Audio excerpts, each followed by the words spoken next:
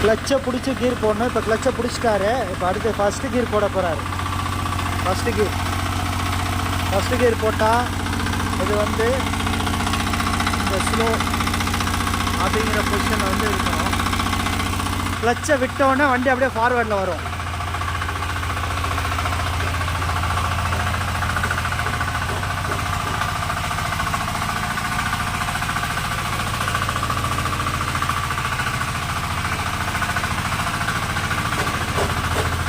இப்போ ரிவர்ஸ் கீர் எப்படி போடுறதுன்றத சொல்ல போகிறோம். நியூட்ரல் கீர் லிவரை வந்து